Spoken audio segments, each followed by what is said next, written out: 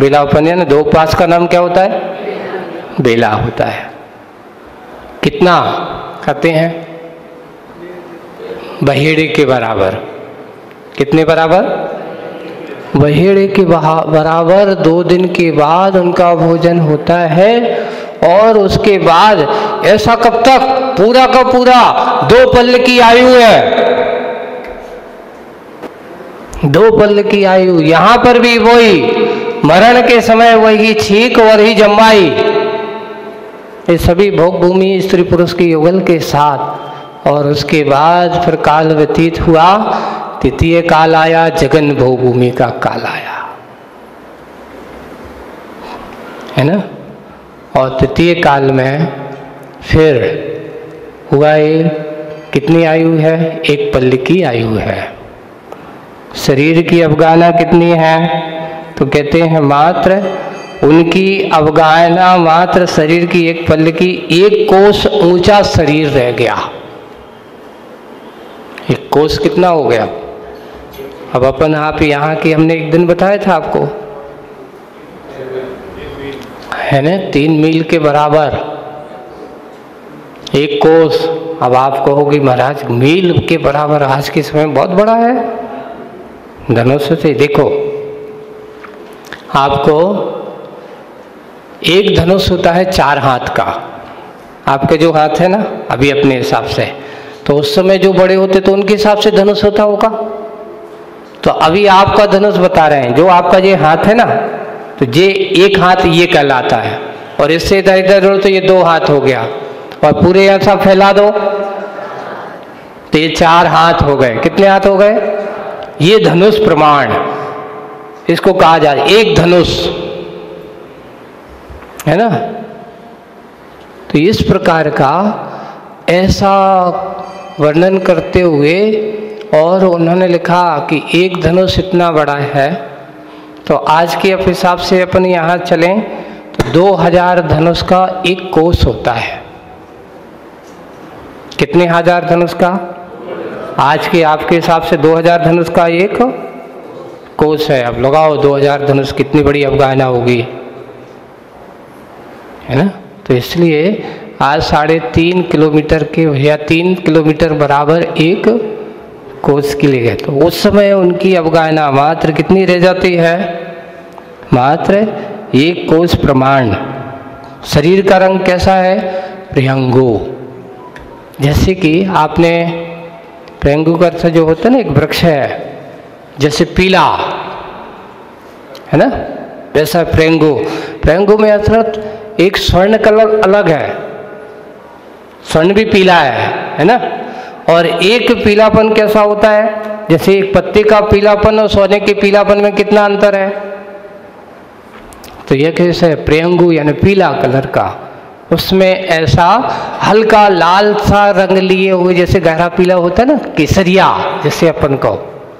जैसे ये भी पीला है, वो भी पीला है, सोना भी पीला है और ये कपड़ा भी पीला है, तो ये केसरिया पीला जिसको प्रियंगु कहा जाएगा। और दूसरा एक उदाहरण दिया, बाल भानु। सुबह सुबह जो उठता है ना, सुबह सुबह जैसे थोड़े से उदय हो जाने के बाद जब थोड़ा सा एकदम लाल होता है, जैसे ऊपर उठ करके आता है 10-15 मिनट बाद देखना तो एकदम पीलापन और लालपन दोनों एक साथ मिलेगा, इसको प्रियंगु कहा। तो ऐसा कलर उनका होता है। किनका? जगन्य भोग भूमि के जीवों का। और 1 दिन के बाद भोजन करते हैं, 1 उपवास 1 आहार। वहाँ उपवास हमेशा चलता रहता है। कितना लेते हैं? 1 आंवले के बराबर। कितनी बार लेते होंगे महाराज? आज तो छूट है तो याद लेना, तो आज जितनी चाय वाल ले लो।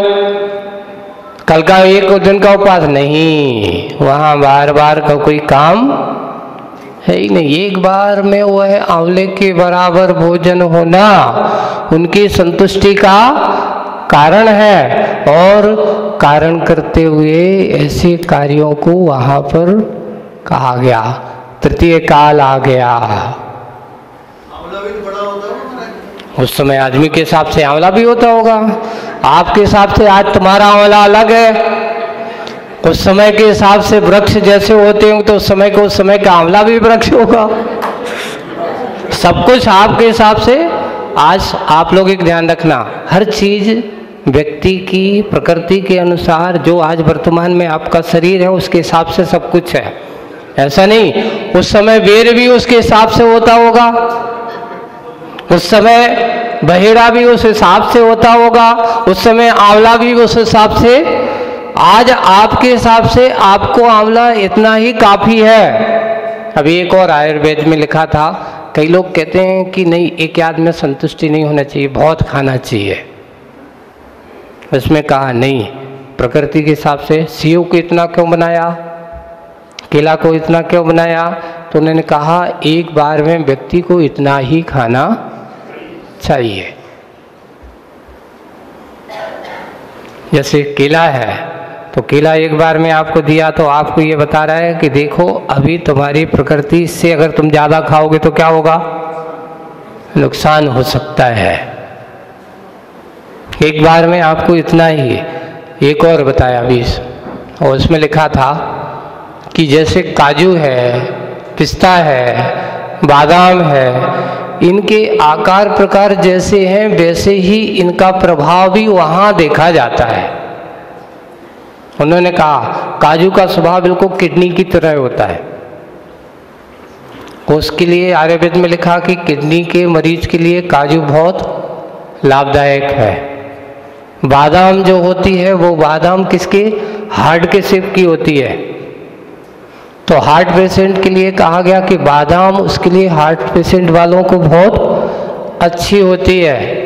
पिस्ता, तो पिस्ता जो उसका नाम ही बता रहा है कि पित्त की थैली बिल्कुल छोटी सी होती है, तो पिस्ता बोले कि पित्त का शामक होता है। अखरोट कैसा होता है, आपका ब्रेन बना हुआ है पूरा उस पर, बिल्कुल ब्रेन को पावर देने वाला अगर कोई है तो कौन है, अखरोट है। बिल्कुल जैसे किशमिश, मुनक्का, इसके लिए बिल्कुल मुलायम है। जैसे आपकी आंखें बहुत कैसी होती हैं, मुलायम। उन्होंने कहा इसको खाने से आपकी व्यक्ति के लिए आँखों में और भी अनेक प्रकार की जलन को शांत करने की क्षमता अगर होती तो किसमें होती है, दाह को नाशक होती है। किशमिश मुलायम, मृदुता, शीतलता, तो ये जो प्रकृति की जो चीजें हैं इनका, लेकिन इनकी मर्यादा, इनकी एक सीमा होती है। स्पष्ट लिखा है कि एक व्यक्ति को ज़्यादा से ज़्यादा एक बार में 7-8 काजू से ज़्यादा नहीं खाना चाहिए। कितने, 10 बहुत हो जाते हैं। लेकिन अपन जब खाने बैठते हैं तो गिनती करते हैं क्या, आना दो, वेलकम, ओलाओ। बादाम ज़्यादा से ज़्यादा 5 बादाम से कभी ज़्यादा नहीं खाना चाहिए। कितनी, एक बार में ज़्यादा से ज़्यादा, अगर आपको ठीक रहना है तो।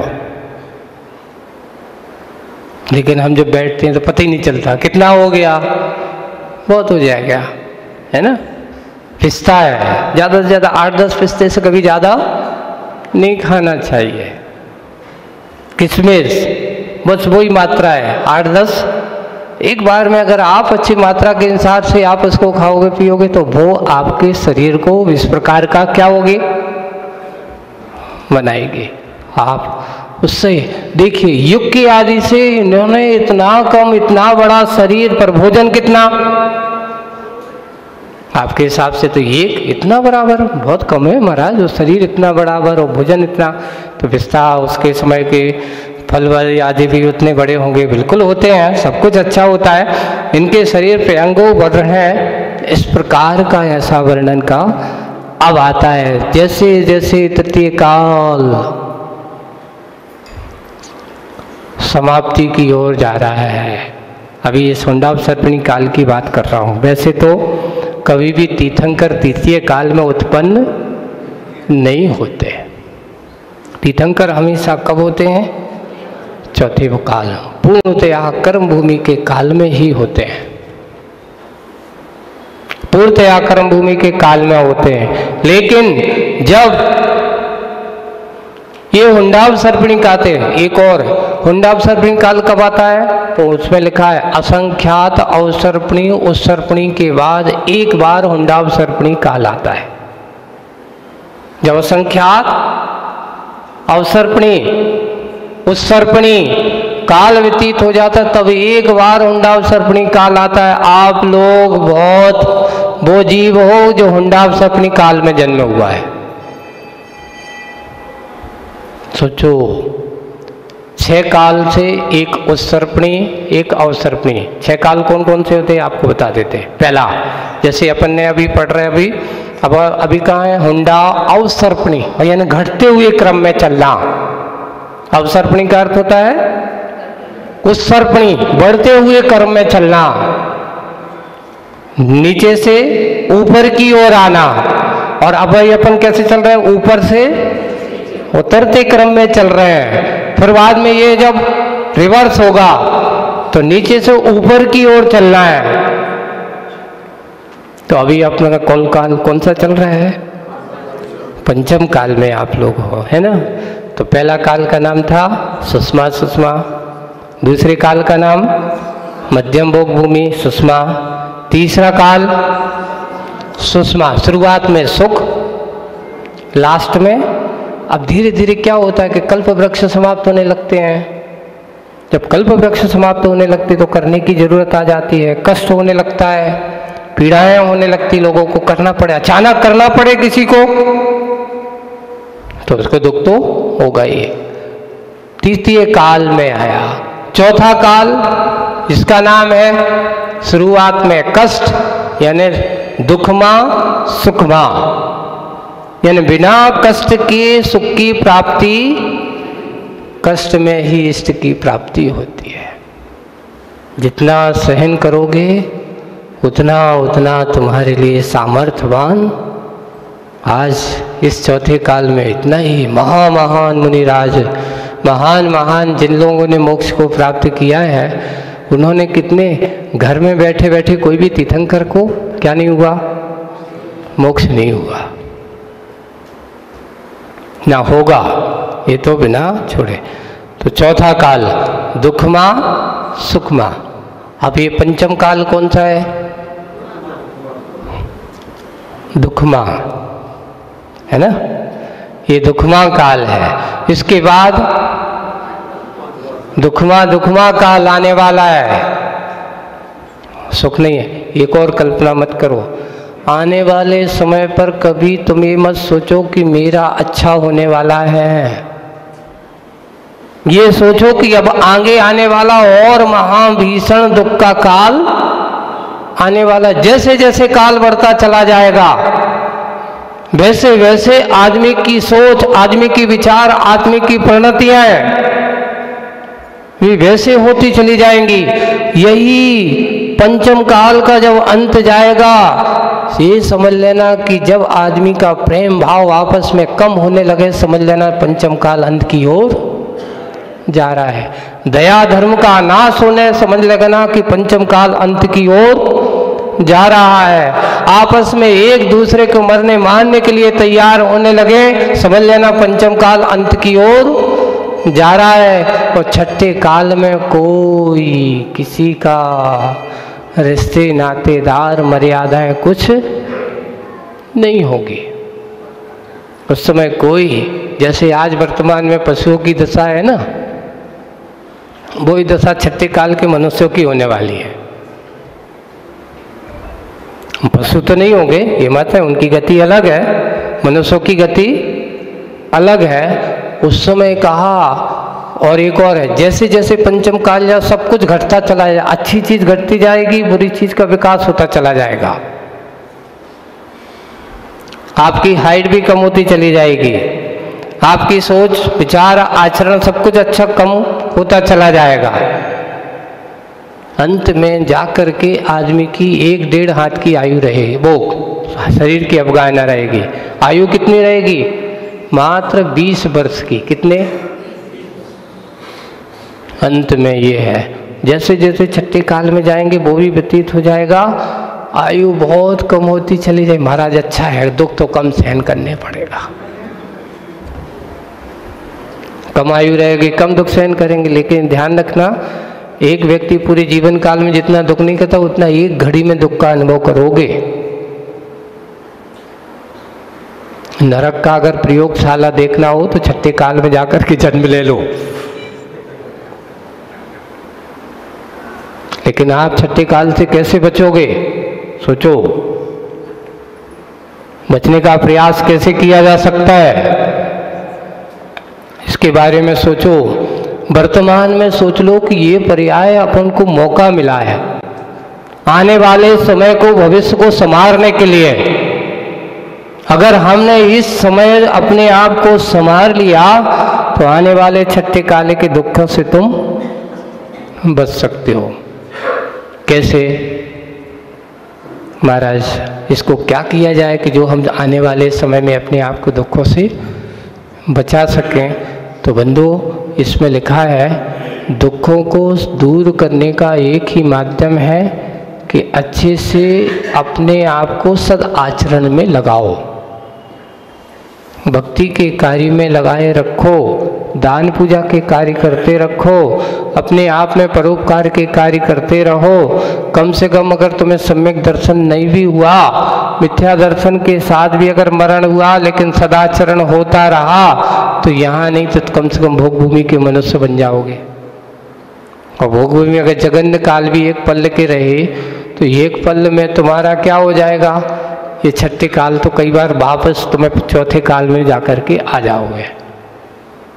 पंचम काल के आने वाले पंचम काल भी इससे और ज़्यादा भीषण होगा। चौथे काल में पुनः आपका जन्म हो गया और वहाँ से स्वर्ग गए, स्वर्ग से सीधे मनुष्य बनो, मनुष्य बन से सीधे चाहो तो मौका मिला तो मोक्ष भी जा सकते हो। लेकिन बीज यहाँ अभी डालना पड़ेंगे। तुमका भोग भूमि में बीज पड़ा है तो वहाँ की धरती उर्वरा नहीं है। यहाँ की धरती, एक कहावत है, किसानी अगर कर सकती है तो कर्म भूमि में ही कर सकते हो। भोग भूमि और स्वर्ग में मौका मिलने वाला नहीं है। क्यों महाराज? सौधर्मेंद्र बड़ा है कि मनुष्य बड़ा? देखो, हम पंच कल्याण करते सौधर्मेंद्र को बुलाते हैं तो भक्ति करने वाला तो वो भक्ति तो कर सकता है पर संयम धारण नहीं कर सकता, अपना कल्याण नहीं कर सकता।